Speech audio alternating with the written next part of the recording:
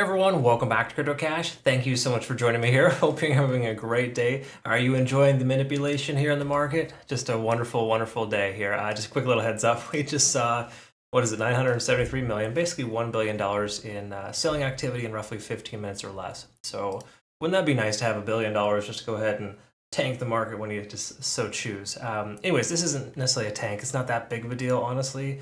I mean, maybe a 1 or 2% correction at best. But it does send a lot of altcoins in a tizzy, and things get kind of weird when this happens. So just know, if you are trading right now, be very careful. It's an interesting market. Coincidentally, too, and this has nothing to do with this, but just a moment ago before that, inflation rate was announced 3.2% versus 3.3%. Okay. So again, important stuff to recognize there. Not terrible news by any stretch. That's actually good news. And coincidentally, the price goes down. So that's just... there's no correlation there specifically, I would say. This is just kind of the fact that the Bitcoin's coming down and we're expecting it to come down is all the more reason why it is coming down too, right? So we just got to recognize that. We're going to look at some high block capital data here and kind of get going on a few things. And quick heads up, once more, we do have a phenomenal exchange here. Nice deposit rewards and bonuses. If you use my link to register here with Bitunix, they do offer a no KYC, no VPN leveraged exchange. Phenomenal exchange, in my personal opinion. Again, I'm a Bitget fan, right? But truth is, their KYC requirements kind of screwed a lot of our US and Canadian members. So if you're looking for a better exchange, jump on over there. I do hear that BingX is considering, or I hear speculation, and it's not confirmed, but they may actually start requiring KYC here soon too. So if that is the case, you got to transition and make that switch. Okay. So let's just jump into the back end stuff here first and work our way down. First of all, we got kind of working on a doji candle here so far. This is the 4-hour time frame. Let's go ahead and go out to the daily, just kind of get better perspective here. And we want to look at a few things here. This is high and low leverage. So, excuse me. If we see the bright green here, these are high leverage trades. We saw some high leverage liquidation levels here get hit about 36,000, almost even, or 35.9, right there in that range. Okay.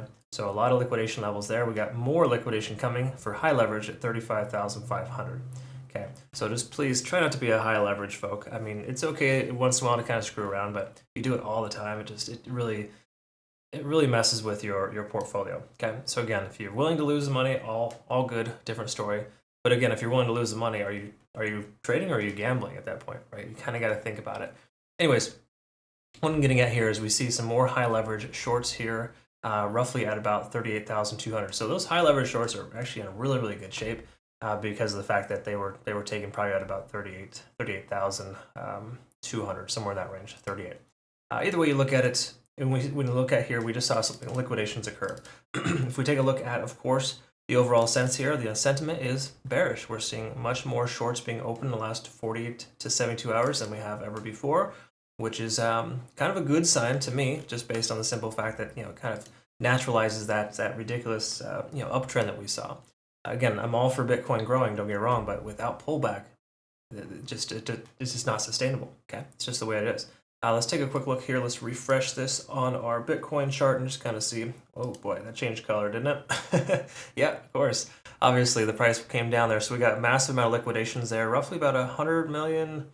In liquidation, again, this is just on the Binance exchange. We saw tons of liquidation there occur at about, again, 35,900, roughly 36,000.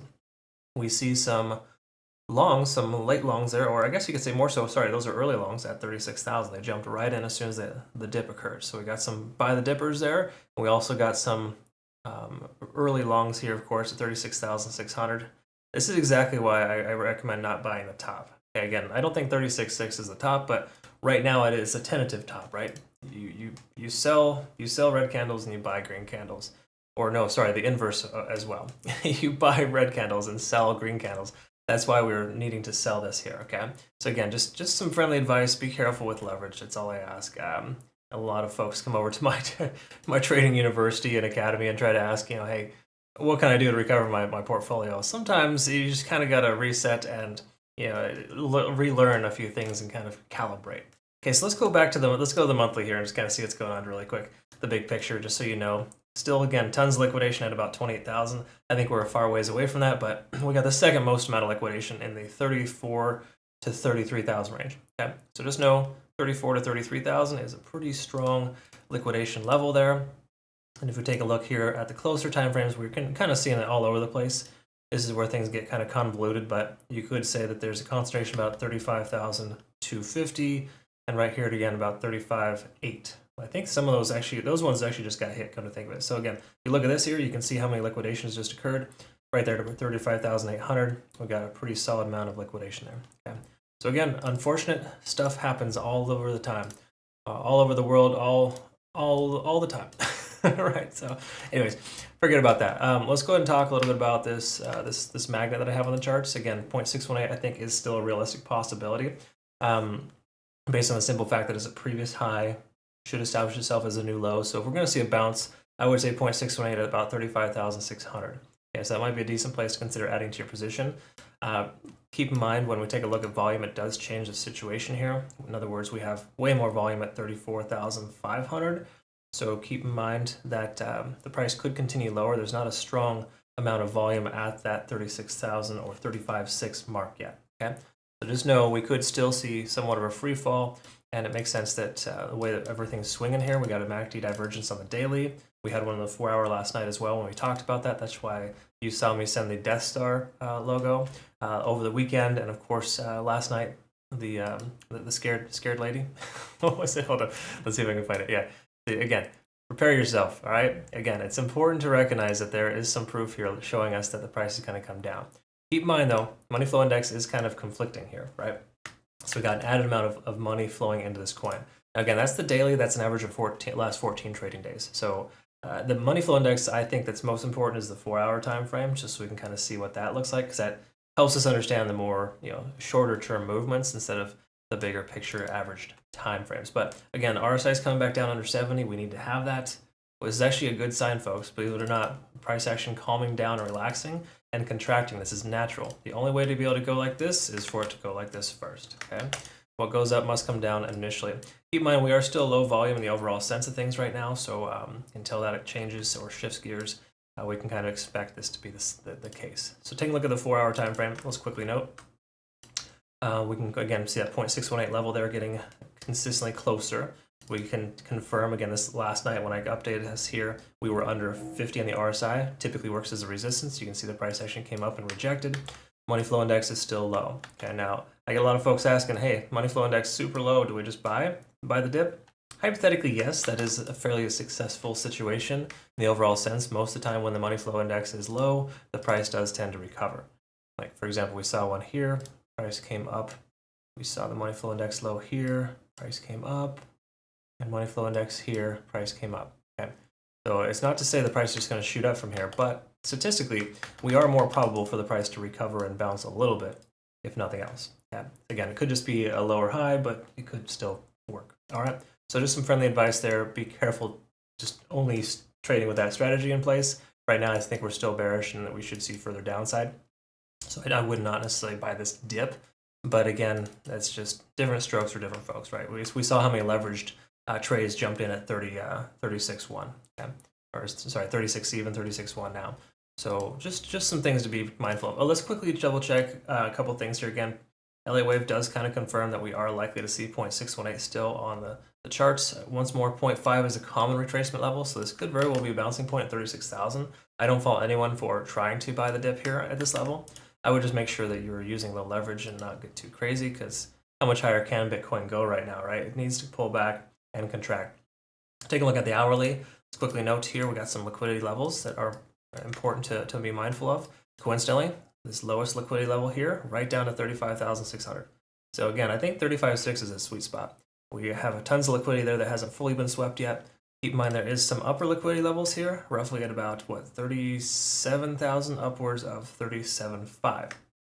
So that could very well be swept. There's a lot of juicy targets up there too, but it would make a lot more sense for this to get fully swept first and then the price to recover and to try to sweep that. Because again, greed is a very real thing and there's still a lot of meat left on the bone here. So the whales are going to continue to push the price action down until people can't take it any longer.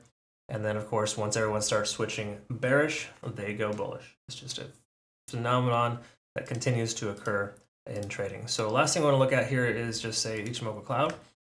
We can kind of note that we still have bearish signs. Big surprise. We had the same situation last night. We were like roughly in this range here with a lagging span. Conversion line is well below the baseline as it has been before, and we're still maintaining below the cloud. until we break back up above the cloud, at the very least, we're not bullish on this coin. We should have no business taking long positions. I know what you're saying, buy the dip, all that good stuff, but we got to let this downtrend continue and actually finish. It's still a little early if you ask me, and I think we got further downside potential here. So overall, most of the charts are still telling us that bearish activity seems to make the most sense right now. And obviously, we want to be careful and just trade effectively. So again, if you want to, maybe consider, low leverage, sure, go ahead. But I would just be very careful. This doesn't seem like the appropriate dip to buy, but once more, 0.5, 0.6, they're both good areas in all actuality. It's not that big of a difference. So to me, I'd personally just wait a little bit longer. We have a short open as well. That's averaged at about 36,000. So I would like to see that kind of hit its first target, and then maybe we consider switching gears. But either way you look at it here, not terrible shape. All right, so hopefully that made sense and I described that correctly. Thanks again so much for watching. Hope you learned something here today. Again, jump on over to our newest exchange, Bitunix. Thanks again for the opportunity. No VPN, no KYC. Link down below for that. You do have to use my link to benefit from those deposit rewards and the loot boxes, but still, it doesn't cost you anything at all. All right, thanks again, Joe. We'll look forward to seeing you all in the next one. Have a good rest of your day. Take care.